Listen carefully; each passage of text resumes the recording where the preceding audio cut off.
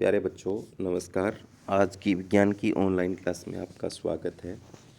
प्यारे बच्चों, आज हम कक्षा 7 विज्ञान विषय में अध्याय 18 अपशिष्ट जल की कहानी के अभ्यास के प्रश्नोत्तर करेंगे। जो बच्चे चैनल पर नए हैं, जिन बच्चों ने अभी तक चैनल को सब्सक्राइब नहीं किया, सब्सक्राइब कर लें, लाइक कर दें और शेयर कर दें।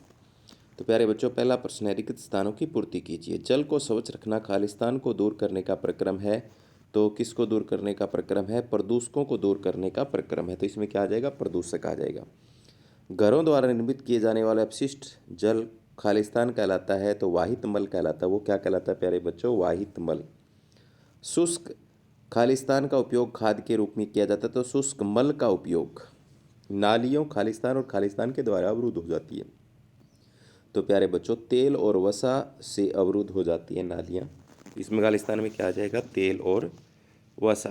तो पहले में आपको खालिस्तान भरना था। कै भाग है जो उसमें आएगा? प्रदूषक, दूसरे में आएगा वाहित मल, तीसरे में आएगा मल और चौथे में आएगा तेल और वसा। आगे चलते हैं। वाहित मल क्या है, समझाइए। वाहित मल क्या है? अनुपचारित वाहित मल को नदियों तथा समुद्र में विसर्जित करना हानिकारक क्यों है, समझाइए।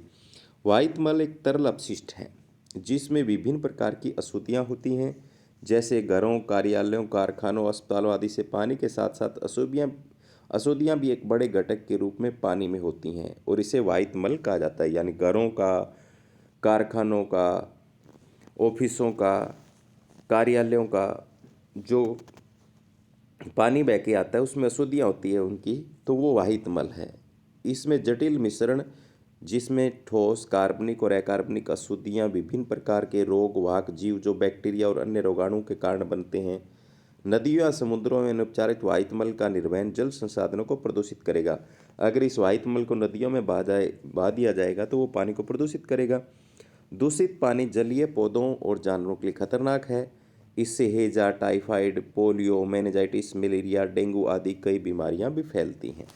तो इसलिए ये समुद्रों और नदियों में विसर्जित करना हमारे लिए हानिकारक होगा।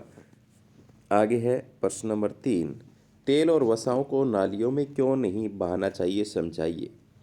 तेल और वसा नालियों में बहने वाले पानी को रोककर नालियों को अवरुद्ध कर सकती हैं। खुली नालियों में भी मिट्टी के छिद्रों को अवरुद्ध करते हैं। इस प्रकार मिट्टी द्वारा पानी के अवशोषण में बाधा आती है। इसलिए तेल और वसा को नाली में नहीं छोड़ा जाना चाहिए। आगे है प्रश्न नंबर 4। अपशिष्ट जल से स्वच्छ जल प्राप्त करने के प्रक्रिया में निम्नलिखित चरणों का वर्णन कीजिए।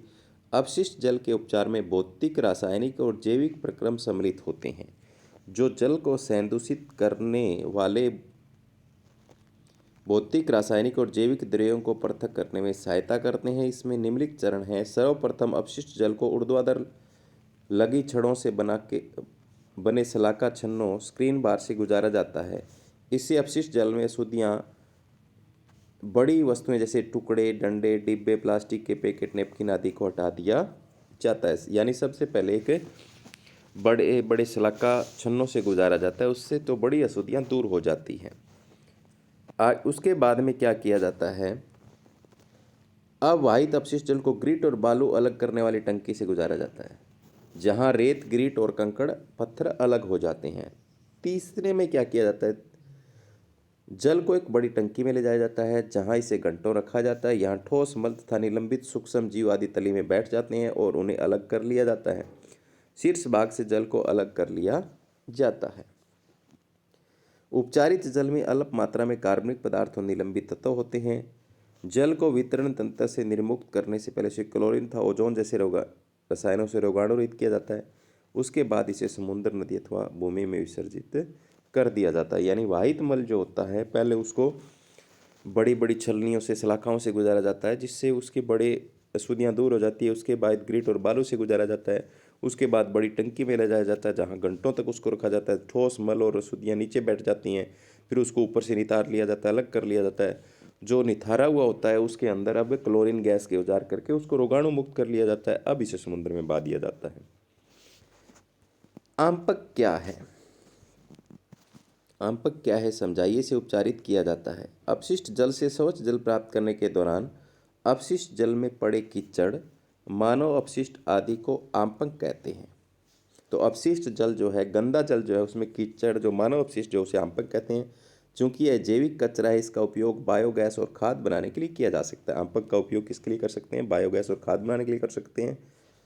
कीचड़ को एकत्रित किया जाता है, इसे एक अलग टैंक में स्थानांतरित किया जाता है, जहां इसे अवायवीय बैक्टीरिया द्वारा विघटित किया जाता है। इस प्रक्रिया को उत्पादित बायोगैस का उपयोग ईंधन के रूप में किया जाता है। जलवाहक टैंक के बाद रोगाणु और मानव अपशिष्ट का निपटान होता है और सक्रिय कीचड़ बनता है। सक्रिय कीचड़ में लगभग 97% पानी होता है। सुखाने वाली मशीनों द्वारा पानी निकाल लिया जाता है। सूखे कीचड़ का उपयोग खाद के रूप में किया जाता है। इसके बाद में प्रश्न नंबर 6, अनुपचारित वाहित मल एक स्वास्थ्य संकट है, समझाइए।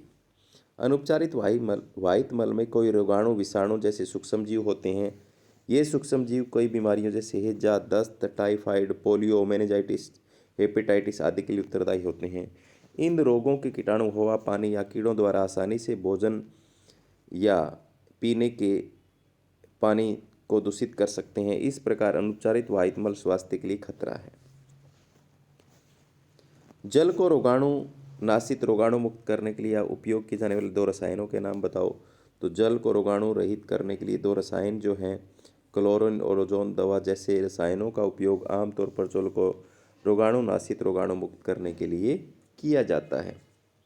आगे है अपशिष्ट जल उपचार संयंत्र में शलाका छनकों के क्या कार्य हैं? तो मैंने आपको पहले भी बताया था, इसमें बड़े बड़े सरिये लगे होते हैं। आपने जब पाठ पढ़ा उसमें देखा होगा, बड़े बड़े सरियों के ऊपर से पानी गुजारा जाता है, तो प्लास्टिक की थैलियाँ, नैपकिन वगैरह उसके ऊपर रह जाते हैं। अपशिष्ट जल को स्वच्छ जल प्राप्त करने के लिए इस प्रक्रिया में सर्वप्रथम अपशिष्ट जल को ऊर्ध्वाधर बड़ी छड़ों से बने सलाखा छन्नों, अखबार, स्क्रीन से जैसे अपशिष्ट जल में उपस्थित बड़ी जैसे टुकड़े, डिब्बे, प्लास्टिक, पैकेट, नैपकिन आदि को हटा दिया जाता है। तो उसे हम कहते हैं सलाका छतर। आगे है प्रश्न नंबर 2, स्वस्थता और रोग के बीच के संबंध को समझाइए। स्वस्थता और रोग के बीच के संबंध को समझाइए। आसपास की गंदगी और दूषित पेयजल के कारण बड़ी संख्या में बीमारियां फैलती हैं, ये सभी को पता है। गंदगी में हानिकारक रोगाणुओं, मक्खियों और मच्छरों का विकास होता है, जो हैजा, टाइफाइड, पोलियो, मेनिंजाइटिस, हेपेटाइटिस और पेचिस ऐसी कई बीमारियों को फैलाने का स्रोत है। अगर हमारे आसपास स्वच्छता होगी, साफ सफाई होगी, तो उसमें जो रोगाणु है वो नहीं फैलेंगे और हमें रोग नहीं होगा। तो इसलिए एक दूसरे से संबंध हो गए ना। आगे है स्वच्छता के संदर्भ में एक सक्रिय नागरिक के रूप में अपनी भूमिका को समझाइए।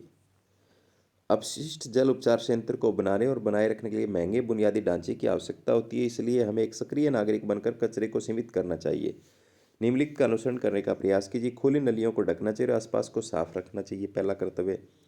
तेल और वसा से बनी चीज़ों को नालियों में नहीं फेंकना है, दूसरा कर्तव्य। तीसरा, रसायन जैसे पेंट, कीटनाशक, गाड़ियों से निकला तेल आदि को नाली में नहीं फेंकना है, तीसरा हमारा काम है। चौथा है, लोगों को जागरूक करें, पर्यावरण को स्वच्छ रखने के लिए सामुदायिक प्रथाओं को प्रोत्साहित करें, चौथा काम ये है हमारा। पांचवा है, पुनः चक्रित और गैर पुनर्नवीनीकरणीय को अलग अलग जगह फेंकें, तो ये हमारा पांचवा काम है। इसके बाद में है, आपको प्रस्तुत वर्ग पहली को दिए गए संकेतों की सहायता से हल कीजिए। तो इसमें आप इसको भर के देख लेना। तो प्यारे बच्चों, ये थे अपशिष्ट जल की कहानी अध्याय 7 पाठ नंबर 18 के कुछ अभ्यास के प्रश्न। तो उम्मीद करता हूँ कि आपको समझ में आए होंगे। धन्यवाद।